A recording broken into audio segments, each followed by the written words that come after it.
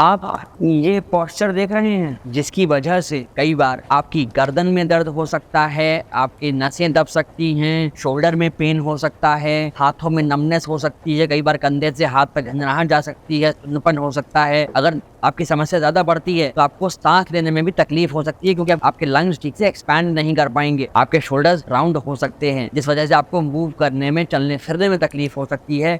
यहाँ तक कि कई बार ये भी देखा गया है कि आपकी कमर तक का पोस्चर खराब हो जाता है। डिस्क बल्ज होना, प्रोलैप्स होना, ये बहुत कॉमन सी समस्याएं हो जाती हैं, जिस वजह से आपके पैरों तक सुन्नपन, कंपन, झंझनाहट और ताकत का कम होना देखा गया है। कई बार पेशेंट के हाथ पतले होने लगते हैं या पैर पतले होने लगते हैं। ये सभी समस्याएं हो सकती हैं आपको सिर्फ आपके खराब पोस्चर की वजह से। अब आप भी चाहते होंगे सबसे छुटकारा पाना, उसके लिए आपको आज का ये वीडियो अंत तक ध्यान से देखना होगी। आज आपको हम बताएंगे ऐसी 5 एक्सरसाइज जिन्हें करने से आप अपने इस खराब पोस्चर की समस्या से छुटकारा पा सकते हैं। इसमें बताई गई 5 में से खासकर पहली और चौथी जो एक्सरसाइज है वो आपके लिए बहुत इंपॉर्टेंट है।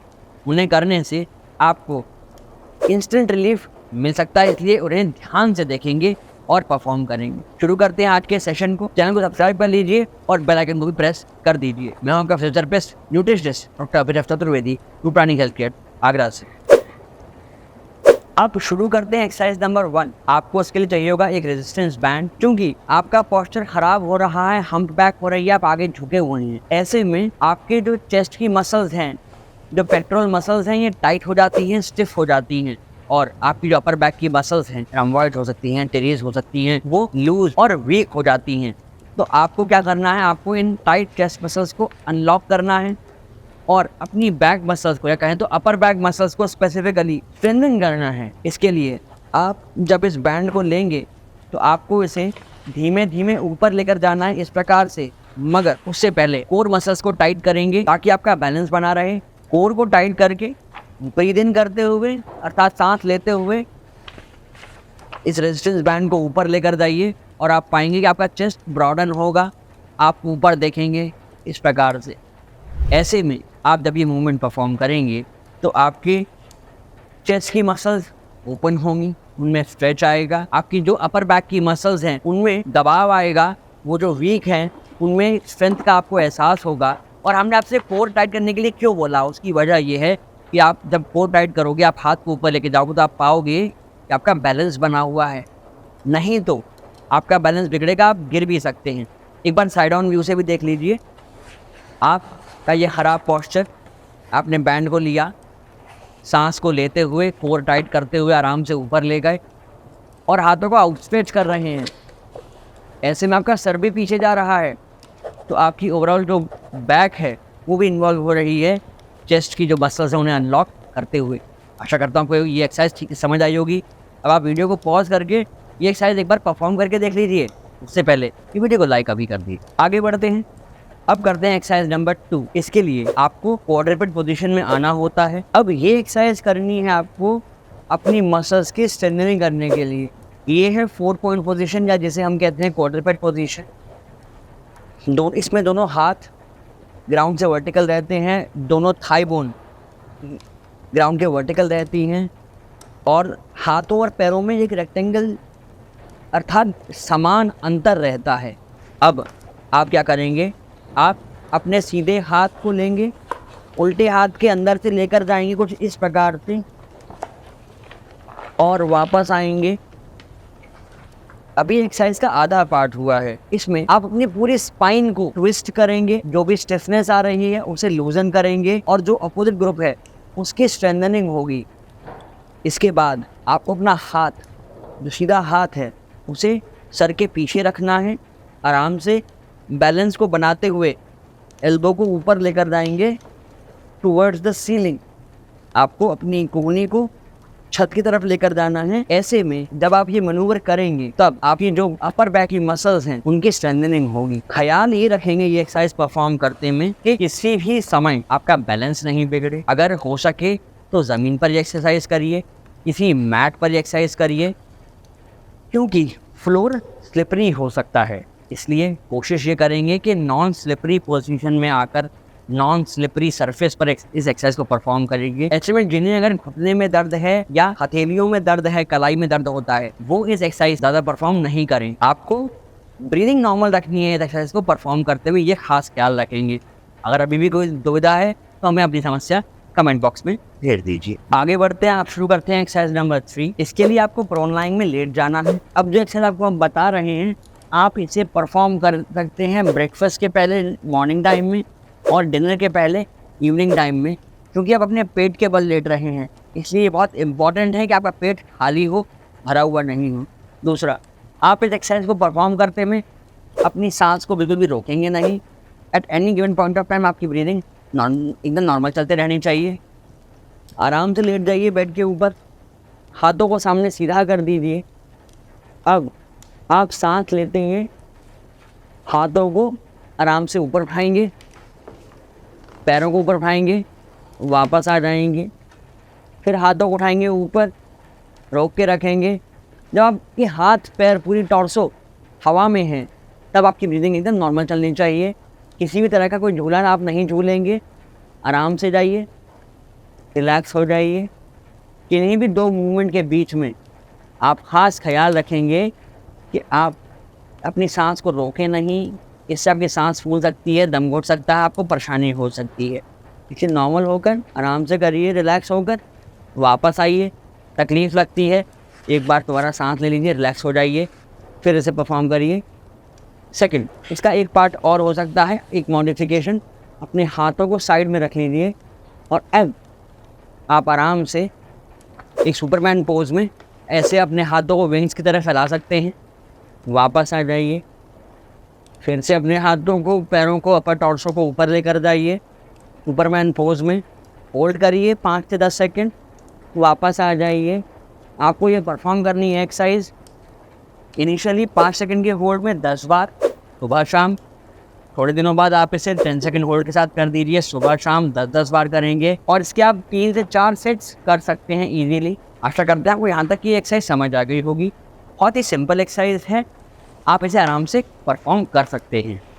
अब आपको अगर अभी भी कोई दुविधा लगती है आपकी मसल बोन से संबंधित, आप नीचे दिए गए डिटेल्स पे हमें कॉल कर सकते हैं। अब आते हैं एक्सरसाइज नंबर 4 की तरफ। एक्सरसाइज नंबर 4 में भी आपको उल्टा ही लेटना है। आपके हाथ आगे हैं, अब आप इन हाथों को उठाइए ऊपर। अब पहली एक्सरसाइज में हम अपने पैरों को भी उठा रहे थे, बट इसमें हमें केवल अपने हाथों को उठाना है ऊपर और उसके बाद धीमे से हाथों को इंटरनल रोटेट करते हुए पीछे लाना है बैक के। हाथों का लॉक बनाइए और ऊपर उठिए। योगाभ्यास की भाषा में इसको सर्पासन भी कहा जाता है, कई लोग इसे भुजंगासन कहते हैं, बट मेनली इसमें आपकी जो अपर बैक है वो रेज होगी कुछ इस प्रकार से। इसमें आपके चेस्ट की मसल्स जो टाइट हो रही हैं, स्टिफ हैं, वो रिलीज़ होंगी, ओपन होंगी, और आपकी जो बैक मसल्स हैं जो लूज और वीक हो रही थी उनकी स्ट्रेंथनिंग होगी। वापस आइए, रिलैक्स होइए, फिर से हाथों को आगे लाइए, फिर से हल्का सा ऊपर उठिए, हाथों को साइड में ले जाते हुए अभी हवा में रहेगी अपर बॉडी और हाथ भी, और हाथों को पीछे लॉक बनाकर हाथों को पीछे पुल करना है इस प्रकार से, लाइक दिस। अब इसमें जो आपका होल्ड टाइम है वो वेरी करेगा 3 से 5 सेकंड आपकी कैपेसिटी के अनुसार। कोशिश अगेन यही करनी है कि आप अपनी सांस को रोकेंगे नहीं, वरना आपको कष्ट हो सकता है। इसके साथ में ख्याल आपको ये भी रखना है कि आप अपनी लॉन्ग सिटिंग का जो एक मोनोटनी है उसे ब्रेक करिए। उठिए, एक वॉक कर आइए, थोड़े स्ट्रेचेस करिए, थोड़ी ट्विस्टिंग करिए, या आप अपनी वाटर बॉटल को कम भर के रखिए। जब आपको पानी आप पी लोगे, बॉटल खाली होगी, तो उसे खुद उठ के जाइए, भर कर आइए। इससे आपका जो लॉन्ग सेटिंग का जो एक आ रहा है ना कि अरे बहुत देर से बैठे हुए हैं, मसल स्टिफ हो गई, वो टूटेगा, वो लॉक टूटेगा, मसल्स ओपन अप होंगी, आपका मूवमेंट बढ़ेगा, बॉडी में ब्लड का सर्कुलेशन फ्लो बढ़ेगा। ये ऑल इन ऑल आपको फायदा करेगा। इसके साथ में बच्चों में काइफोसिस क्यों ज्यादा मिलती है, इसके ऊपर एक डेडिकेटेड वीडियो अवेलेबल है चैनल पे, जिसका लिंक हम यहाँ आई कार्ड में ड्रॉप कर रहे हैं खास आपके लिए। क्योंकि बड़ों में तो आप समझ गए कि पोस्चर की वजह से होती है, लंबा बैठने की वजह से, बट बच्चों में भी काइफोसिस मिल रही है। अब आगे बढ़ते हैं, करते हैं आपकी लास्ट एक्सरसाइज नंबर 5। इसके लिए आपको बेड पे लेट जाना है सुपाइन लाइन में। एक टॉवल रखिए अपने पास, आपको लगाना है उसे अपने घुटनों के बीच में, पैर मोड़ के रख लीजिए, टॉवल को दबा लीजिए। अब आपको अपने हिप्स को, अपनी बटक्स को स्क्वीज करते हुए, अर्थात ग्लूट्स को एक्टिवेट करते हुए वहाँ पे इम्पल्स की फायरिंग होनी चाहिए। आपको ऊपर उठना है, ऊपर उठिए। ध्यान रखेंगे टॉवल गिरनी नहीं चाहिए, या वो बॉल या कोई वाटर बॉटल है तो वो गिरनी नहीं चाहिए, ये खास ख्याल रखना है। ऐसे में आपकी जो ग्लूट्स हैं वो एक्टिवेट होंगी। हमने अपने पिछले कई वीडियोस में ये भी बताया है कि आपकी जो ग्लूट्स हैं वो प्राइम मूवर होती हैं आपकी बैक के लिए। आपको ये एक्सरसाइज परफॉर्म करनी है इस तरह से। आपकी अगर क्वाड्रिसेप्स में आपको स्ट्रेच फील हो रहा है, वो टाइट लग रही हैं, तो पैरों को दूर लेकर जाइए, इससे उनमें स्ट्रेंथ आएगी। और अगर आपको अपनी काफ में समस्या लग रही है तो पैरों को अंदर लेकर आइए और अपनी हील को उठाएंगे, इससे आपकी काफ मसल पर लोड आएगा। ये आप परफॉर्म कर सकते हैं।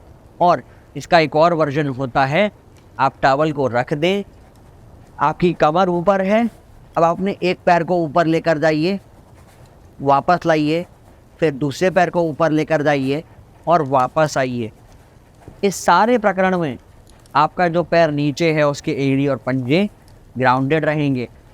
या जब आप चाहते हैं कि आप इसका और ग्रेडियंट बढ़ा दें, तब आप एड़ी को उठा सकते हैं हल्का सा। क्योंकि ये बहुत ही एक्सक्लूसिव एक्सरसाइजेज हैं, तो हम ये आशा करते हैं कि इन एक्सरसाइजेज के इस वीडियो को आप अपने हर जानने वाले को शेयर अवश्य करेंगे।